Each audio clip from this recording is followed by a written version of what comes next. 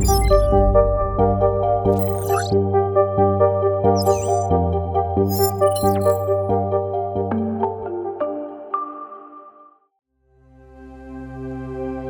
தமிழ் நேயர்களுக்கு வணக்கம். சர்வதேச யோகா தினத்தை ஆண்டுதோறும் ஜூன் 21ஆம் தேதி கொண்டாடுகிறோம்.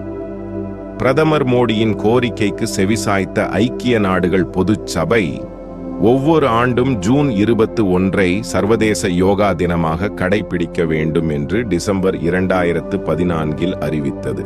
உடல், மனம் மற்றும் ஆவி ஆகியவற்றை இணைக்கும் பண்டைய நடைமுறைக்கு அர்ப்பணிக்கப்பட்ட உலகளாவிய நிகழ்வு.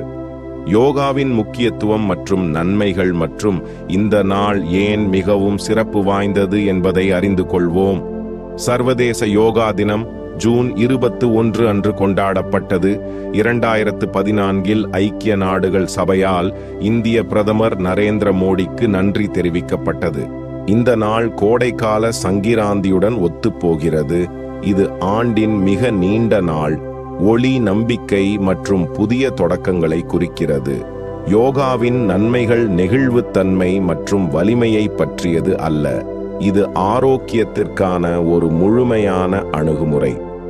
இங்கே சில நம்ப முடியாத நன்மைகள் உள்ளன. மனத்தெளிவு.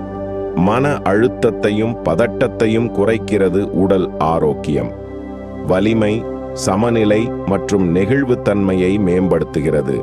உள் அமைதி, நினைவாற்றல் மற்றும் உணர்ச்சி நிலைத்தன்மையை ஊக்குவிக்கிறது.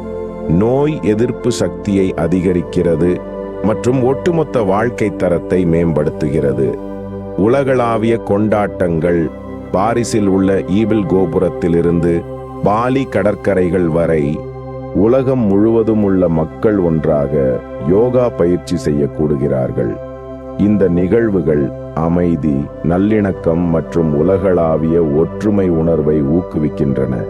இந்த உலகளாவிய நேர்மறை அலையில் கலந்து கொள்வோம். வயது அல்லது உடற்தகுதியை பொருட்படுத்தாமல் யோகா அனைவருக்கும் ஏற்றது என்பதை நினைவில் கொள்ளுங்கள்.